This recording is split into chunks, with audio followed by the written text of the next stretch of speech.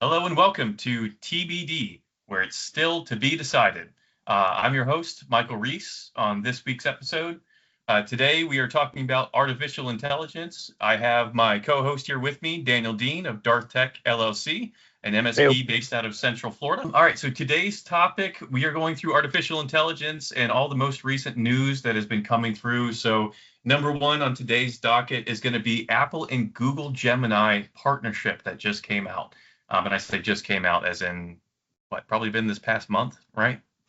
yeah, Um, so Apple initially came out with Siri back on the iPhone 4S as an artificial or at least some sort of digital assistant. And this past year, it seems that they have completely given up on the artificial intelligence space, or at least artificial assistant space, and gone completely with Google's Gemini product. Um, which, quite frankly, I feel like is a good move.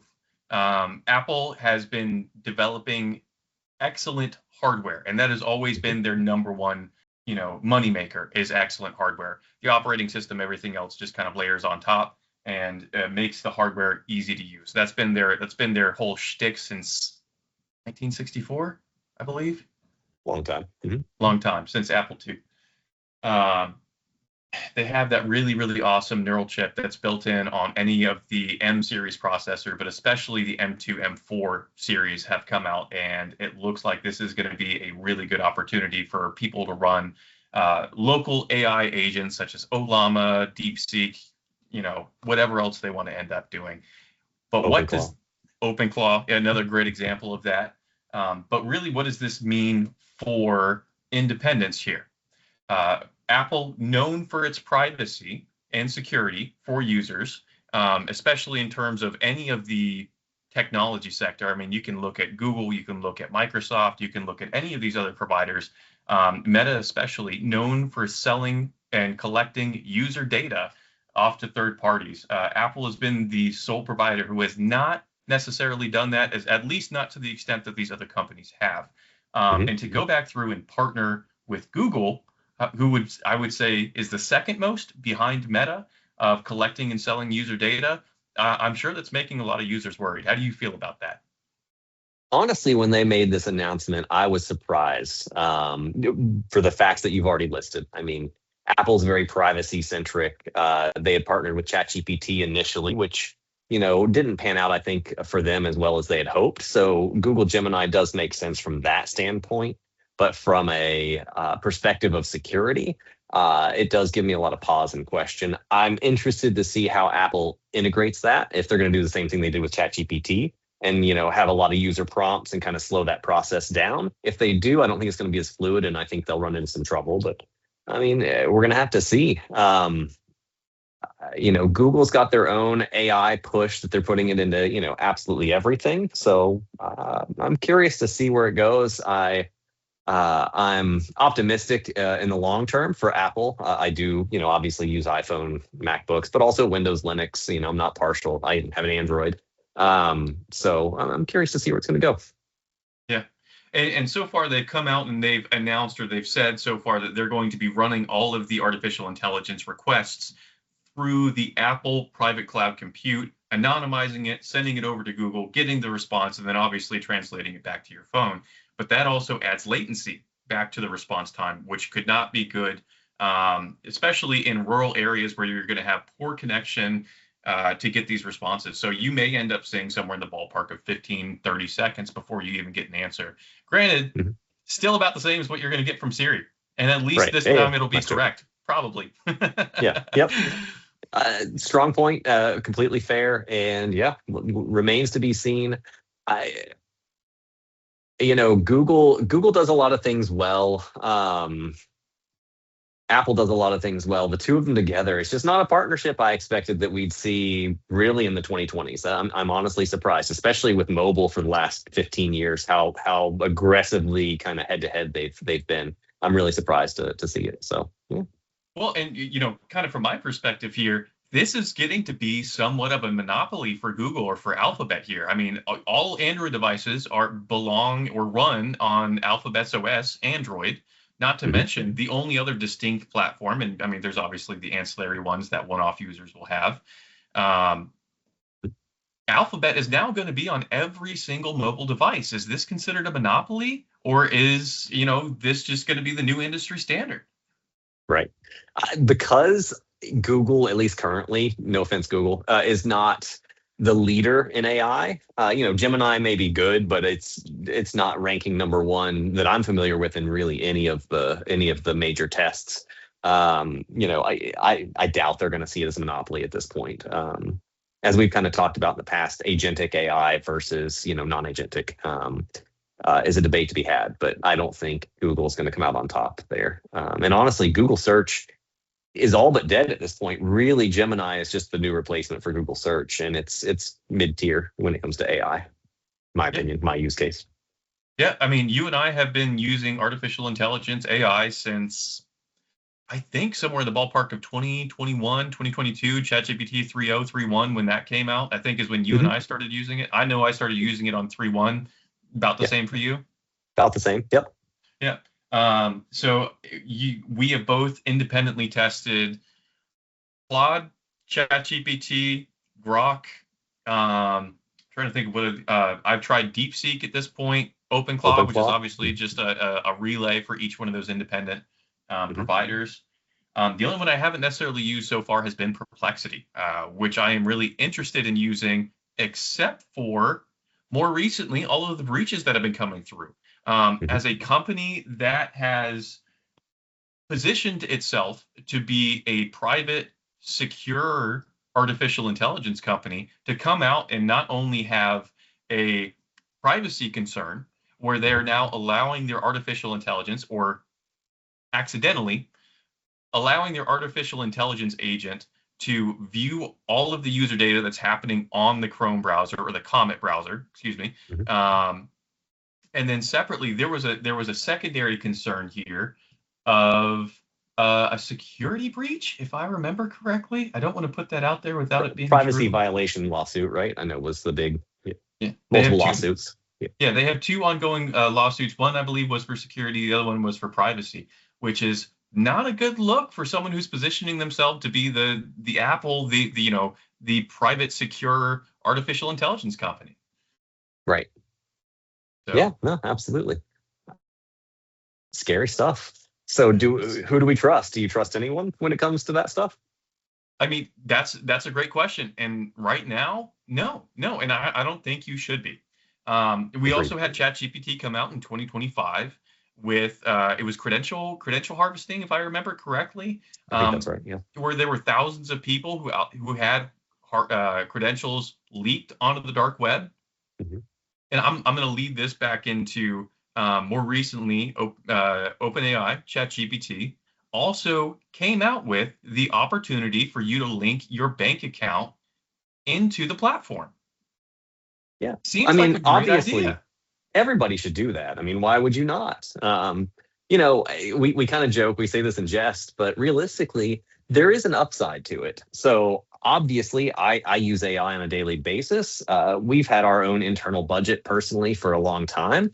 And I have fed aspects of my budget into AI. So without giving bank account information, without giving too many specifics away, you can copy or export your data, so your transactional data, into a spreadsheet, and then have AI parse through that so that they're not linked to your bank account. The risks I see with linking to your bank account is a couple, from a couple different facets. Number one, they're using Plaid to log into your bank account as if it's you. So that does change some of the security onus back on the user, as opposed to being the responsibility of the bank. Because if something happens and your computer is compromised, your AI is compromised, something at ChatGPT, Claude, whoever it is that you're using, and you have linked now to your bank account, if they have a compromise, you could now be on the hook for that. You are opening up, potential fraud on your account. So that is a pretty major concern. I see the benefits that go along with it. It's nice to have, the ability to say, hey, make a spreadsheet for me. Go ahead and make this transaction for me. Be my personal assistant. But that comes with some risk, and I don't think people are aware of that. And I think that will improve as time goes on. But right now, I would not link any of my personal information, credit cards, bank account information, uh, mortgage, anything like that into any of the AI agents, whether it's locally run or not. Yeah. Any kind of personally identifiable information, unless you want it out there in the public, you should not be putting it into any kind of artificial intelligence agent, period. Even Right. if it's locally hosted, because you don't know where it's calling home to. Exactly. So now this kind of dovetails into businesses. And we've obviously been in the banking sector for over 20 years for myself, over 10 years for you. And we have seen this kind of evolution of employees using AI and starting to put information in. How does a company come in and kind of lock down what their employees can use, especially in something like healthcare, financial industry, et cetera? What's your take on that?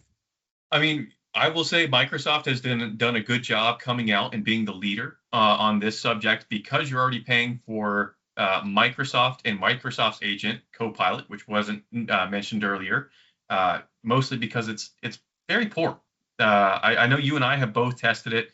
I would say it is kind of the bare minimum in terms of artificial intelligence agents here. But they do have better security controls than any other company that's out there right now. At least in the M365 platform, you can go through and monitor what chats, what information is being put into your agents.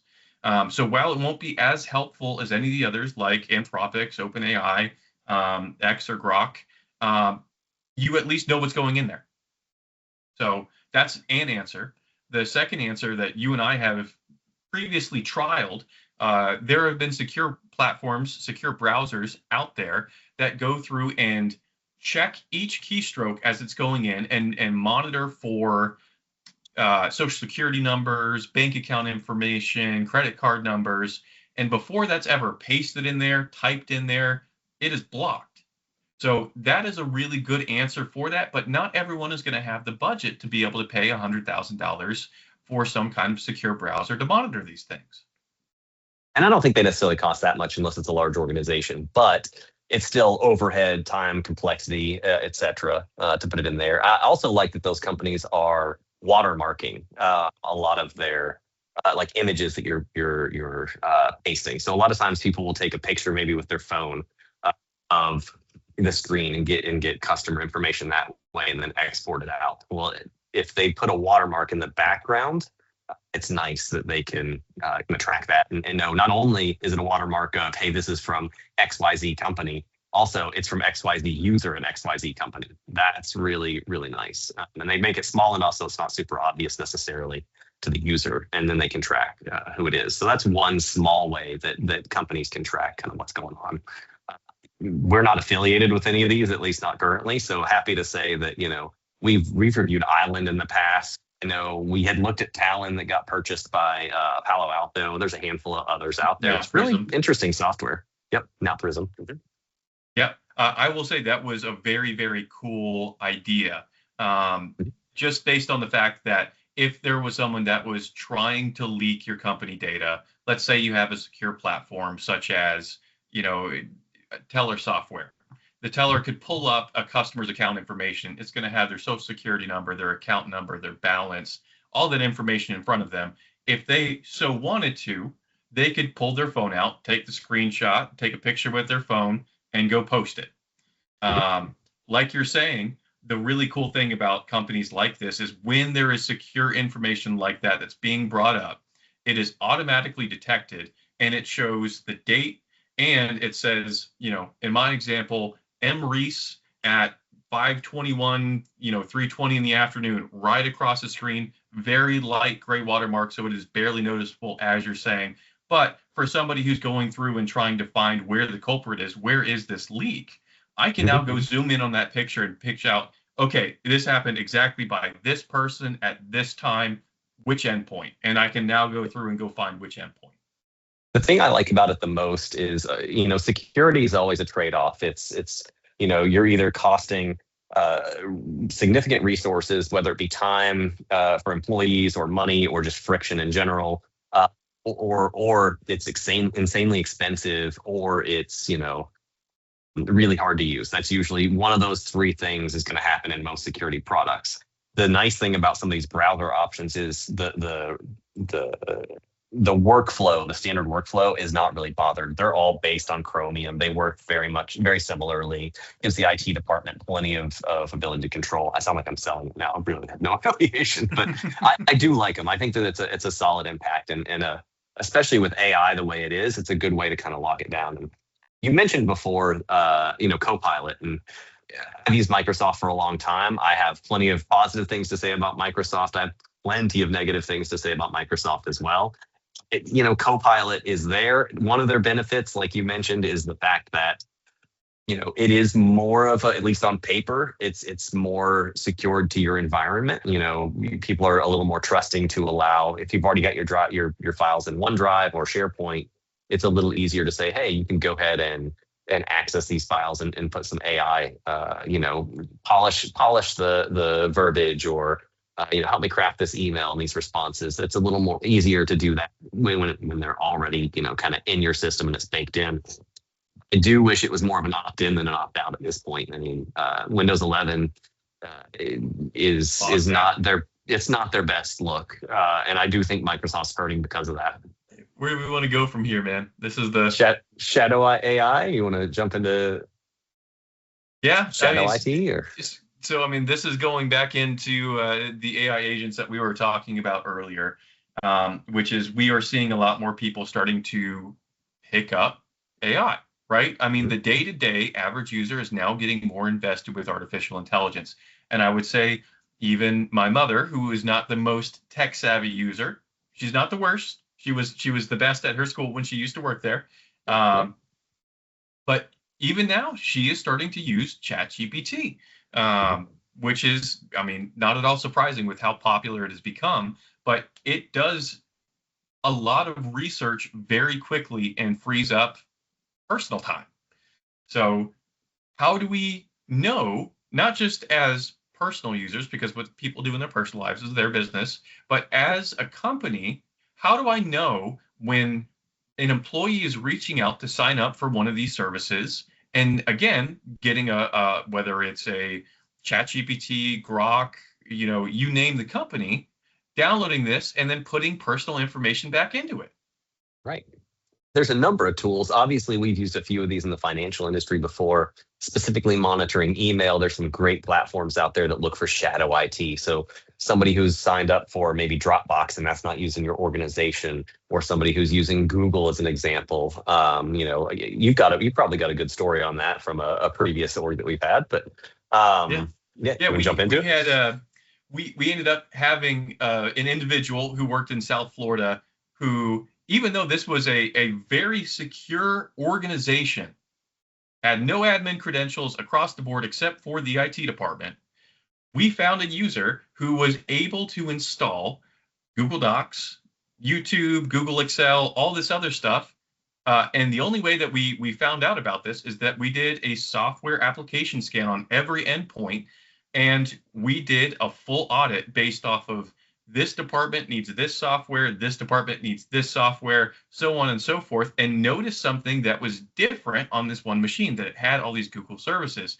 And when we reached out, we found out that this user had signed up with their personal information.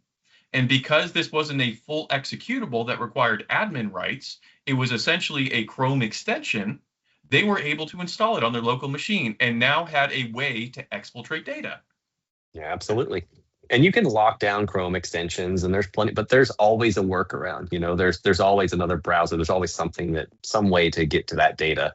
Even I've seen people use RDP sessions to go across, put them on a different port, put it on 443 on a specific private server, and you can usually get around a lot of the security devices. Looking at you, Fortinet. Pretty simply. So definitely not. It is a real risk. Yeah, no. We are not partnering. But yeah, there's also, there are applications out there, there are companies out there that will do research for you and will look at your domain, your specific domain, and say, hey, I'm with XYZ company. What are my employees actually logging into from home, from their personal devices, but then taking a picture of company data and putting it in there, trying to bypass systems. Oh, well, you put this email filter in and it won't let me send this social security out, number out I need to in a way that I want to quickly, is a complaint that we heard every once in a while. And people don't understand, if you send a social security number out via email and it's unsecured email, that could be interpreted, could be kind of snatched, as it's being transmitted in the wild. That information can get out there. That is a potential data breach that costs a lot of money. There are reasons we lock this stuff down, but they say, well, this person really needs this email. You could probably, remove the PII, which is generally the recommendation, or send the email securely. It does add one layer of difficulty to the end user, but at the end of the day, it's keeping their data secure, and that does matter. So there are companies out there that will look at this stuff for you and kind of research shadow IT, and I do think that's important for especially larger businesses, especially heavily regulated businesses, healthcare, financial institutions, etc. Yeah, and I remember that we used to have an email security provider that would go through, and they're already scanning every single email that comes in anyway. So now they're just keeping track of, well, this is weird. This user is now getting a registration email from a company that you haven't had before. And then it will go ahead and mark that as shadow IT for the IT team to come back and review later on of, oh, yep, nope, that user did reach out to me. He did let me know that this is application that we are going to be, putting up for this department next week or whenever. But it's a good opportunity for IT individuals to go back through and review what's actually being signed up for, what's being input on the web. That's, potentially an opportunity for information to get out there. Right. And maybe I'm going to throw this out there, looking at it from a employee perspective.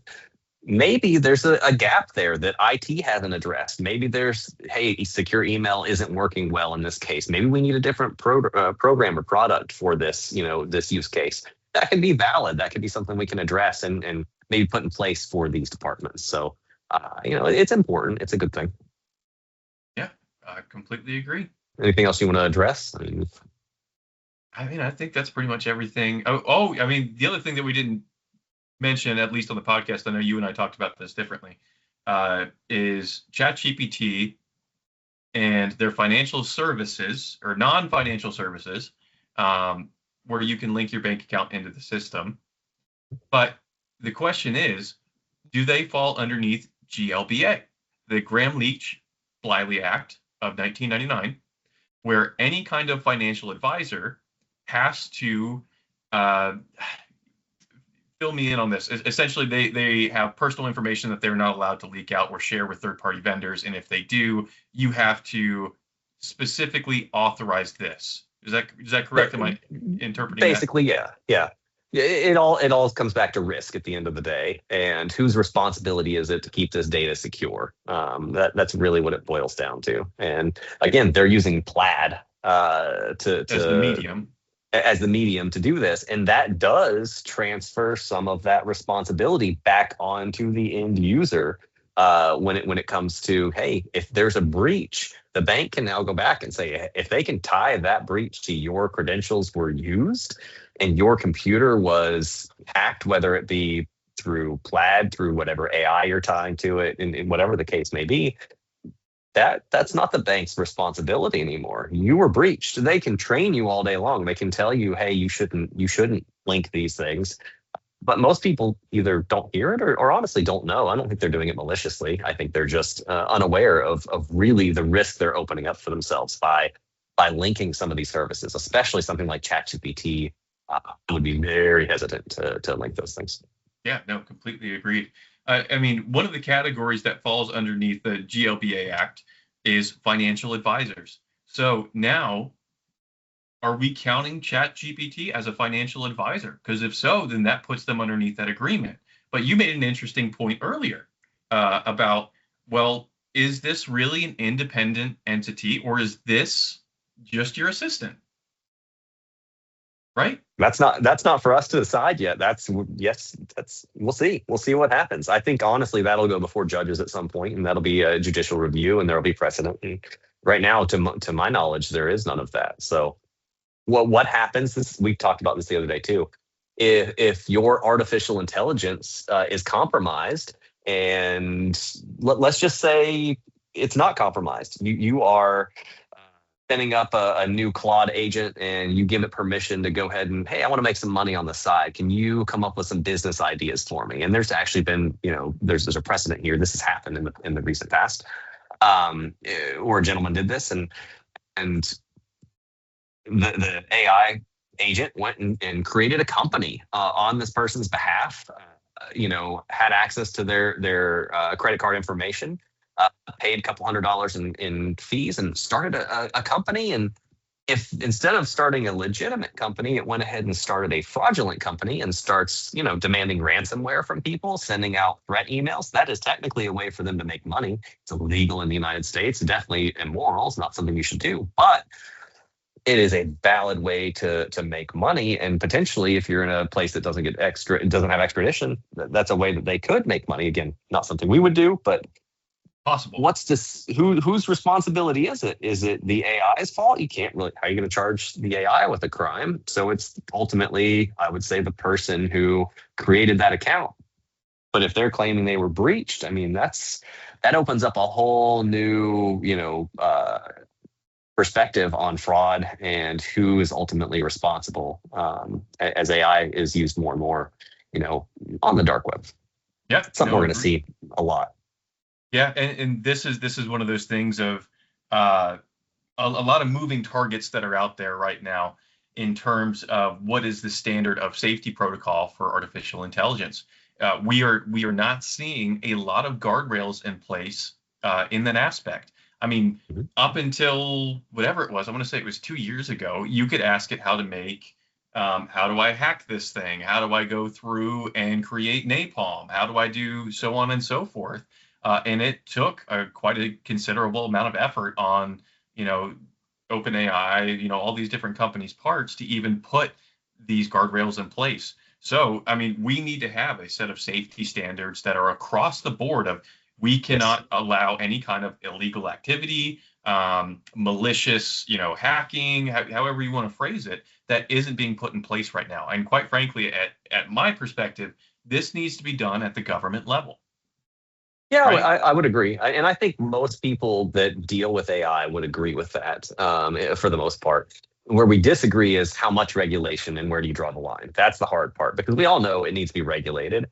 You shouldn't be able to make a chemical weapon from your house with common ingredients, but you can. And even today in 2026, you can still trick AI into doing all kinds of stuff for you. You tell it you're a security practitioner and you repeat it 1,000 times. Eventually, even ChatGPT is going to come back and the 100th time go, oh yeah, well, I guess since you're a security practitioner and you said it in this way, oh yeah, go ahead. Oh, this is just in a lab. This is just a hypothetical. Oh, here's the information.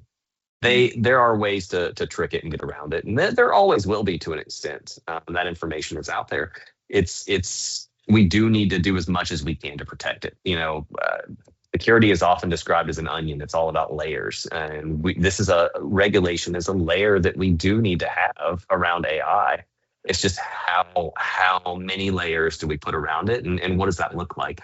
And as much as I think government needs to put that in place, I don't see it happening, at least not anytime soon. They're just rushing to be the biggest and the best as fast as we can, and saying, well, because it's here, in the United States, it's better. And I don't follow that doctrine. That I think there's some merit to that from a maybe a national security standpoint, but in general, the U.S. doesn't have a great track record of that stuff. Just leave it there. Yep. No. Nor do other countries. I'm not painting us any worse than other countries are in that scenario, but we definitely don't have a great track record for that. Yeah, and I mean, quite frankly, you're going to find a kitchen knife in every single household, right? It's up to the individual for whether that's going to be used for its intended purpose of going through and helping you create dinner, or going through and harming someone. So at that sort of level, there always is going to be some level of independent accountability when it comes to using these artificial intelligence. Yeah, absolutely. So how can we protect ourselves? What can people do to stay safe in this world of constantly changing AI? That's a great question. So I think we've covered just as a base route, don't put any kind of personal information into artificial intelligence. Do not give it direct access to any kind of accounts that you own. If there is something that you need out of those, accounts, you pull it yourself manually and you feed it back into the agent, the specific parts that you need. You pull out anything that's a social security number, credit card number, whatever else, anything that would uh, identify you as an individual. Can you give us some other great examples there, Daniel? Sure. Single sign-on. So this is the popular one. Yeah, everybody sees that little sign. Sign in with my Google account. Sign in with Microsoft. That can cause some issues, especially with AI.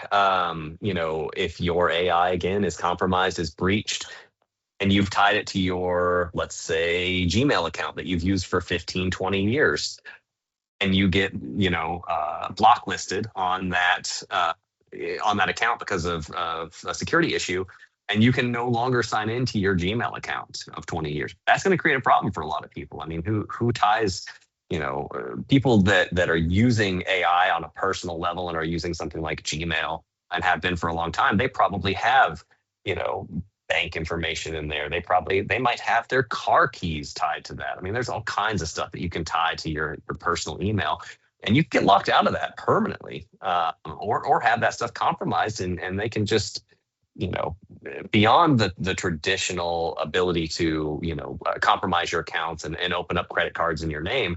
They can do a whole lot of harm. They can cause a whole lot of headaches if they can kick you out of your accounts. And it's as simple as use a password manager would be my recommendation. Do your research, pick the one that works best for you. I personally use Bitwarden, but again, not sponsored. I think they're solid. There's a lot of other solid contenders out there. Make sure your data is encrypted. You have a strong master password on that password.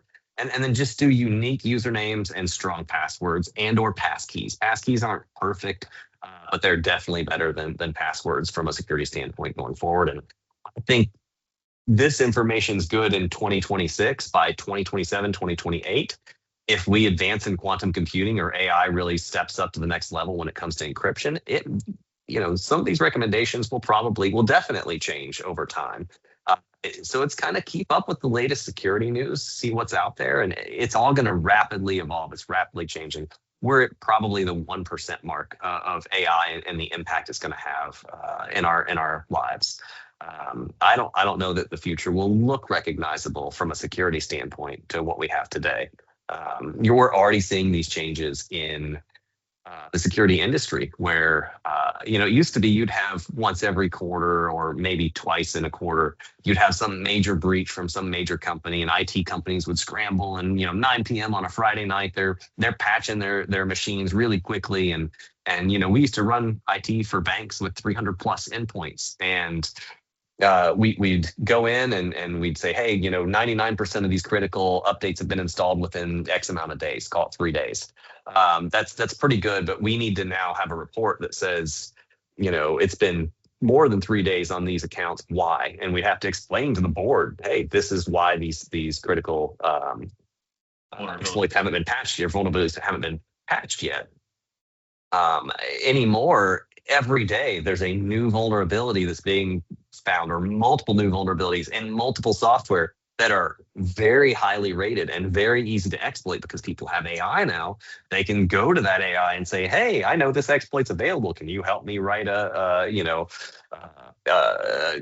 whatever the bypass is, we'll call it remote code execution or something, to the ability to get into somebody else's systems that it wasn't designed in the first place to do, unless they're Fortinet, and then it was kind of designed for it. But realistically, I think that it's changing the way IT and security specifically deal with these this remediation. It's almost real time. You have to have systems in place that are scanning your systems to know, hey, did somebody install something they shouldn't have, or they have something that we have allowed and we've approved, but now it's got a vulnerability. It could be a 0 day. You can be breached. You can be doing all the right things. You can get a supply chain attack. You can get a 0 day. It's much easier to find now. It used to cost, a lot of money, and only nation states could do it. And so you were a lot lower risk if you didn't have this massive trove of data you were trying to secure. Anymore, that's just not the case. Regular consumers have nation state level attacks that can happen against them if they are a target. That's wild. And that's only going to continue increasing. And so the best thing you can do is hire someone who's knowledgeable at that stuff. and honestly keep up with it and make sure you've got a good enough budget to have these tools, because IT people, we're not just inherently, have the ability to block breaches. I know our big claim to fame is we were in the financial industry, for me over 20 years, for you over 10 years.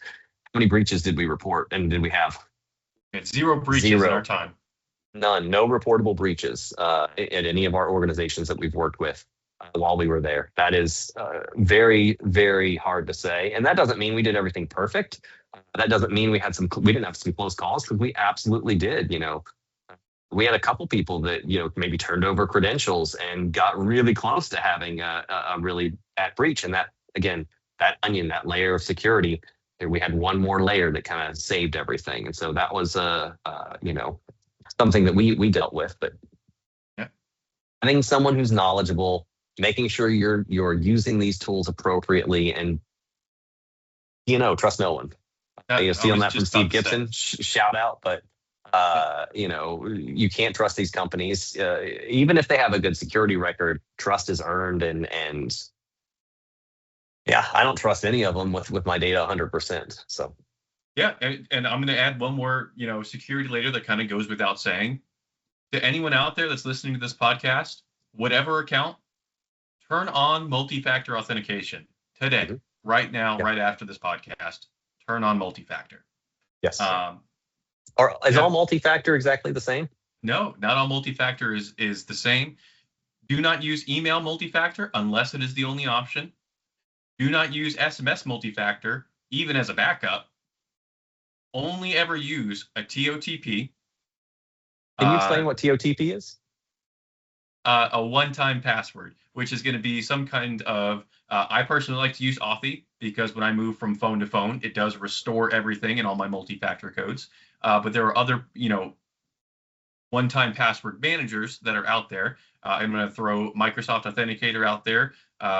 What's the Google ones? Google Passkeys, Google Authenticator. Google Authenticator, Duo is another good one. Yep. Duo is another really good one. Especially, I'm going to throw this out there for Duo. Again, not a sponsor of the show.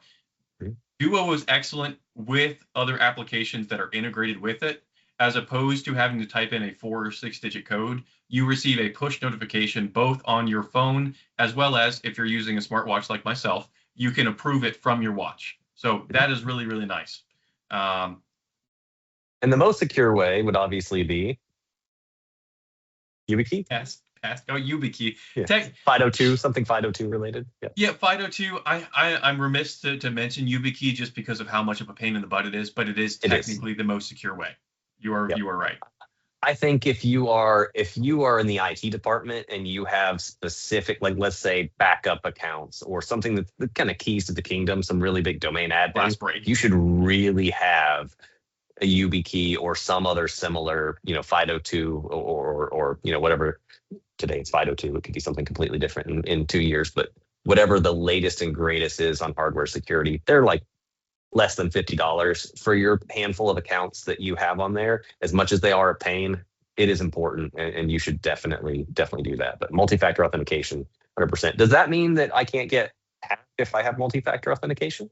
No, you can absolutely get hacked. And I'm going to throw this back to you in just a second, which is more recently, we had seen that Microsoft accounts had been, what's the term for it? Essentially being push notification to death until you finally get fatigued from it and approve it. So, I mean, do you want to talk about that since that most recently happened to you? Sure, absolutely. It not only just recently, it's still happening, to be clear. So my personal Microsoft account, I have had probably 150, 200 attempts at this point where they prompt my multi-factor authentication for my Microsoft account. It pops up usually 2, 3 a.m., sometimes during the day, different times. I happen to know where they're coming from because a couple of times they've accidentally done it without their VPN turned on. And I have reported it to Microsoft, but no change. They don't have my password, and I can confidently say that because I have changed my password since this has happened to another completely random password. And what they're doing is they're going into passwordless and trying to set it up, even though it's disabled on my account. It does give the prompt in the Microsoft Authenticator. to try and approve it. And so they're counting on at least once someone's going to be myself or someone else is going to go up to my phone and hit approve accidentally, or they're just going to catch it at the right time when I'm signing into a Microsoft account and may accidentally hit approve. They're betting that at some point they'll be able to get by, to actually compromise my account in that way. And there's a slim chance that they could be successful. Yeah, it's worth a shot from their position. And then, following that chain, they get passwordless set up on their device, which you and I both know they have just cell phone farms that are trying this over and over again for hundreds of people. If one of those goes through, they now have passwordless sign into your account. Your account, most likely, if you're a gamer, has your credit card or your parents' credit card linked to it. And they can go through and go buy Microsoft gift cards for themselves, and they can go sell that or return them for cash, right? Yep. So, that's often the play. That's often the play. So, or now use that laterally to try and get more data from you. If they know, hey, you're in a position of security or you work for a bank, hey, maybe we can laterally extort this person to do something, or maybe we can pivot to their internal network at their house, and maybe they're remoting in from their house into the corporate environment like they're maybe not supposed to. That kind of stuff could happen, and they could potentially try to breach companies that way. Interesting stuff. Now, the other way I'd say multi-factor authentication, while definitely a security layer that you should have implemented, and definitely go ahead and use an app as you described earlier, but they can still be compromised. It's not like, oh, hey, I can throw up my hands and I'm secure now, I'm good. You use the same computer, you go sign in on your computer, and you accidentally leave it open one day, or you maybe don't have your firewall turned on or turned up to the level that it needs to be. PSA out there, everyone block your outbound firewall ports. Inbound's important. Definitely that's a first step. But second step is blocking the outbound firewall ports, and except for the explicit ones that you need. And I know that's a pain, and I know that takes more work up front. It's well worth the payoff. That's one of the reasons we had such a good history of not having breaches, is very strict firewall control and reporting on that. So I'll just throw that out there. But multi-factor authentication, even with all that, can still be bypassed if they can get a hold of your local session cookie. So that little checkbox that says, hey, remember me on my computer, which is a good thing. You don't want to have to type in that code or push that approve button every single time you log in. When you're logging into a piece of software, maybe 4, 5, 10 times a day, that's a pain. So everybody checks that little box. It's a trusted computer. It's fine. That puts a little bit of information on that local computer, and they can potentially copy that off to their computer. And if they're using a VPN or they're using a service that can look like it's coming from you, there are ways that they can bypass that multi-factor authentication, or even add their own device. Or we've seen backup. They can initiate a backup multi-factor authentication, like you mentioned before, where maybe you've got authenticator like Google Auth as your primary, but then you've got SMS set up as your secondary. Well, SMS, we all have known for many years, is not that hard to crack, especially if they have your phone number and some basic information and they have the ability to get into your phone carrier. It's pretty simple to trick some of these salespeople into doing stuff they couldn't do, and getting that level of access. So, even if you have everything set up that looks like it's set up securely, just really double check those settings, and you're always at a potential risk. Yeah. And if anyone has 30 seconds, go on YouTube and go look up SIM jacking demo. It is really, really interesting to see these people go through and manipulate the phone carriers into moving SIM cards over to another new phone, which then gets all the text message, phone numbers, everything else that your previous phone would have. And now your phone is dead. You can't even call them unless you have another loved one's phone, or you're one of the old people that still has a landline. And then you have to prove that it's you. You're not the hacker. Right? Oftentimes, they've got your information at that point. Oftentimes, it's a targeted attack. A lot of times, they've got your Gmail already, or they were just waiting to initiate this, and they've got a whole line of things that they're going to do to try to kick you out of your accounts. At the end of the day, they want money. That's what most of these attackers want. There's a handful that are out there for different reasons, but I can't blame them. I understand where they're coming from. It's not the right way to do things, but if you're in a country where you can't eat and you have this ability to use a tool, especially now that we have AI coming out, there's a lot of incentive for people to steal, if it is theft. I want to say thank you for joining us today. been a pleasure to Likewise. speak with you. To our audience, I'm going to reiterate, stay curious and stay skeptical. Thank you and have a great day. Till next time.